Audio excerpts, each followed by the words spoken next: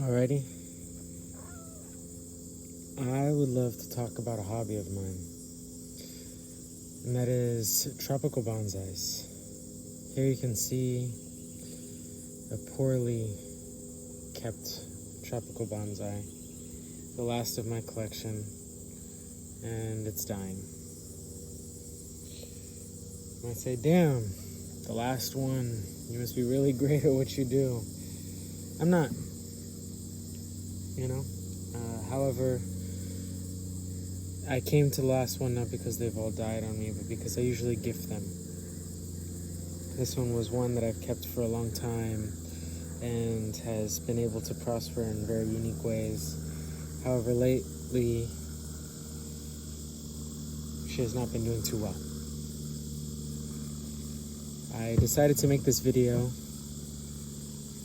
many years ago, but never had. However, I'm following through now because it might be a little while before the opportunity presents itself once again. I've started a traveling life, as you see the camper in the background. And with that comes many days not home, and for those who've ever done bonsai, you know that it's something that requires a lot of attention, watering every day, clipping every few months, and checking the roots. What happened here was that I went many months without having checked the roots, and actually being outside and stuff had an infestation of ants consuming it. It kind of went downhill when I combined two bonsais together to try and give a more rambunctious personality to its shape and structure, but the other one died, so I decided to pull it out, saw the ant pile that was inside, and got rid of it, transported it to the water to kind of protect it from ants, but also hopefully to help revitalize her.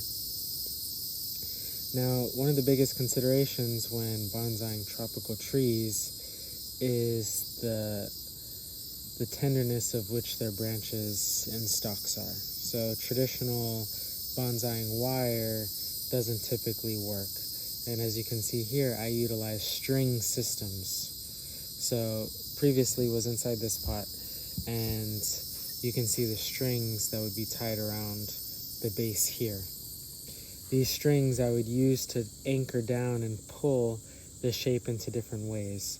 So there was an injury that happened here from a cat or something, and I thought it was a lost cause, but I noticed that it was still having its leaves, and actually to this day that's the main trunk that continues to survive, if only barely. But I was able to kind of warp through one of the other branches. Come check out one of the cats who might have been a culprit here. She's taken many a bites from her leaves. I don't know why you think they're so delicious, but it is what it is. And it may be sad to lose, this plant. The last one I had lost, I went on a trip and I left it home with my family's care, but they had overwatered it. It was in not stone. Let me show you the soil that I had for this one. This was brought up by my brother, but literally just to keep it in stone. And that worked well. I did have to water it more with the actual soil, not utilizing any sort of traditional bonsai soil mixture. I just used compost and sand, a mixture of compost and sand, and that went well if watched diligently and not overwatered, because the bonsai drinks slowly. That soil gets very saturated, and in the Florida humidity will stay that way. However, if inside, it might dry up a little bit quicker. Now I don't really have an inside. The camper's door stays open most of the day, only closed for AC at night. But this bonsai, coming back to the main discussion here, was primarily shaped with string. Okay, I use strings as levers to warp it into new directions and things. So if I wanted pull here and then pull there to give kind of like a sweet warp that way.